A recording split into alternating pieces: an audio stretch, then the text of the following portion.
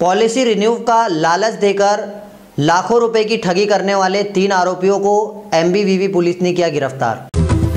Mumbai TV, हर खबर सच के साथ। मैं हूं अफजल शेख और आप देख रहे हैं मुंबई टीवी। मीरा भाईंदर वसई विरार की आयुक्तालय की क्राइम ब्रांच टीम ने 3 ऐसे शातिर अपराधों को गिरफ्तार किया है जो कि पॉलिसी रिन्यू का झांसा देकर जो है लाखों रुपए की ठगी करते थे। इसी ठगी के मामले में प्रवीण मेहता जो कि काशी मीरा के डीबी ओजन सोसाइटी की इमारत नंबर 30 के 3 लोगों के ऐसे ही धोखाधड़ी का शिकार हुए, जहां पर उनका ऐसा कहना था कि उनसे 35,000 रुपये पॉलिसी रिन्यू के नाम पर लिए गए व्हाट्सएप पर स्कैनर भेजकर, और ऐसे में स्कैनर भेजने के बाद उनके पास जब ये धोखाधड़ी हुई उसे मालूम पड़ा तो उन्होंने तुरंत जो है इसका शिकायत साइबर क्राइम में दिया, और साइबर क्राइम में देने के बाद पुलिस ने टीम का गठन करते हुए जब 3 आरोपियों को इसमें मुखबिरों द्वारा जानकारी लगते ही जो है हिरासत में लिया, तो पुलिस ने जब इनसे तलाशी ली तो इनके पास से 1 laptop, 10 mobile, 10 debit card, 1 chequebook, 1 passbook और 3 आधार कार्ड बरामद किए।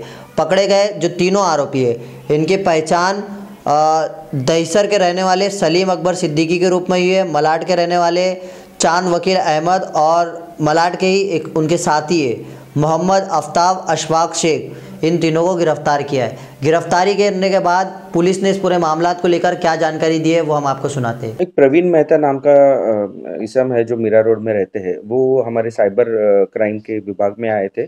उन्होंने एक कंप्लेंट दी थी कि उनके आईसीआईसी इंश्योरेंस पॉलिसी रिन्यू करने के बहाने 33,000 रुपये का फ्रॉड हुआ था, ऐसी उन्होंने हमें कंप्लेंट दी। उसके तहत हमारी साइबर क्राइम की team pi Gunjkar, API Bawal और उनकी पूरी टीम इन्वेस्टिगेशन में लग गई। इन्वेस्टिगेशन में हमने पता चला कि जो पैसा उन्होंने ट्रांसफ़र किया था वो एक एटीएम मशीन से वो एटीएम मशीन से विड्रॉ किया गया था। उसके तहत हमारी पूरी टीम वहाँ पे चली जाने के बाद में जो एटीएम मशीन जिस बिल्डिंग में थी, उस बिल्डिंग नंबर 30 डीबी जोन जो काश्मीरा पुलिस स्टेशन के अंडर आता है, वहाँ पे हमने मालूमात करने के बाद हमें पता चला कि 3 आरोपी उसी बिल्डिंग में रूम नंबर 1506 में वहाँ पे रहते हैं, ऐसा हमको इन्फॉर्मेशन मिली। उसके तहत हमारी पूरी टीम ने वहाँ पे छापा डाला और उसमें हमने 3 आरोपियों को गिरफ्तार किया। उसमें सलीम अकबर सिद्दीकी है, चांद अहमद है और मोहम्मद आफ्ताब शेख, ऐसे 3 आरोपियों को हमने हिरासत में लिया और उनके पास से करीबन 1 laptop, 10 mobile, 10 debit card, 1 chequebook, 3 आधार कार्ड, ऐसे पूरा मुद्देमाल हमने वहाँ से बरामद किया। बाद में हमें इन्फॉर्मेशन जब उनकी पूछताछ में हमें पता चला कि ये तीनों लोग इनके पास में काफ़ी इंश्योरेंस पॉलिसी होल्डर्स का डेटा इनके पास में था, तो ये उनको फ़ोन करते थे अलग अलग मोबाइल नंबर से और उनको पूछते थे कि आपका इंश्योरेंस रिन्यू करना है, अपडेट करना है, सरेंडर करना है। इसी बहाने उनके साथ में बातचीत करते थे और उनको उनके अकाउंट का एक स्कैनर उनको भेजते थे, जो भी जैसे पेटीएम है, नो ब्रोकर है, फ्रीचार्ज, हाउसिंग.com, ऐसे काफ़ी सारे प्लेटफॉर्म्स का उन्होंने इस्तेमाल करके वो स्कैनर भेजते थे। वहाँ पे वो कस्टमर स्कैन करके वो पैसा ट्रांसफ़र कराता था और ऐसा करके अभी तक उन्होंने 40 कस्टमर्स को उन्होंने ठगा है।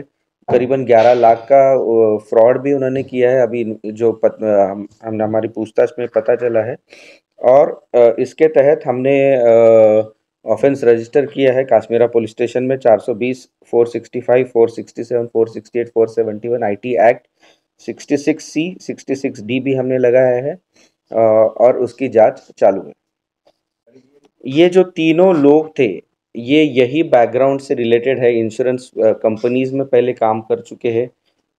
जो सलीम सिद्दीकी है ये 2 साल पहले इंश्योरेंस कंपनी में काम करता था, वहाँ से वो उसने जॉब छोड़ने के बाद में ये काम चालू किया है। और बाकी के जो चांद अहमद और मोहम्मद शेख है ये भी ऐसे इंश्योरेंस कंपनीज के लिए कॉल सेंटर में काम करते थे। सर ये लोग जो चलाते थे मोबाइल के ऊपर चलाते थे या कॉल सेंटर भी था उनका? डेटा जो मिला है किस आधार पे मिला है? डेटा देने वालों को भी अरेस्ट किया है क्या? उनकी कोई जांच हुई है?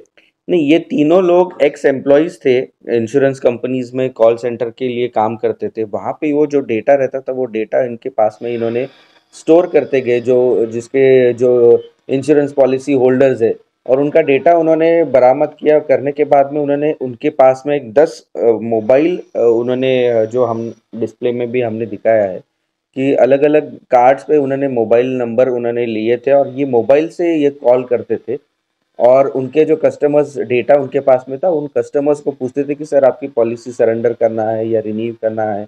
वो डेटा का इस्तेमाल करके इन्होंने इसको अंजाम दिया है। सर ये कहाँ के रहने वाले हैं? ये तीनों भी मुंबई में, एक दहिसर में रहता है सलीम सिद्दीकी, एक चांद अहमद जो है वो मालवनी में रहता है और मोहम्मद शेख जो है ये मालवनी में रहता है और तीनों के ऊपर ये पहला केस दर्ज हुआ है। इसके पहले अभी तक इनको कहीं अरेस्ट नहीं किया है। किसी कंपनी का करते थे या ये सारी कंपनियां करता? काफ़ी सारे रेप्यूटेड कंपनी जैसे ICICI, लोम्बार्ड है और बाकी कंपनीज, इंश्योरेंस कंपनीज का भी इन्होंने फ्रॉड किया है। तो सर वो जब एक कंपनी में काम करते थे उनके पास में अलग अलग कंपनियों का डेटा कैसे आया? नहीं, आप समझे नहीं।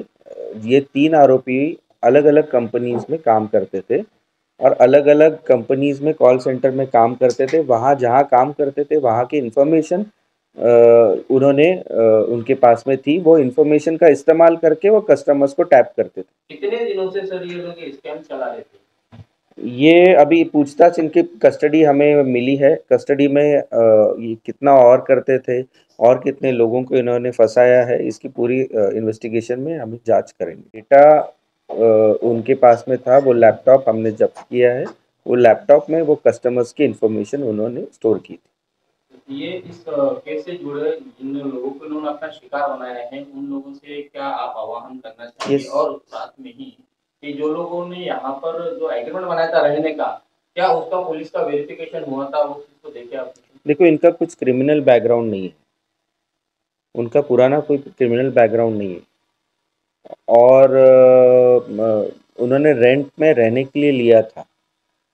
ओनर को ऑब्वियसली पता नहीं था कि वो किसके लिए उन्होंने उसका इस्तेमाल करते थे और इनके ऊपर कोई भी पुराने क्रिमिनल ऑफेंसेस नहीं है।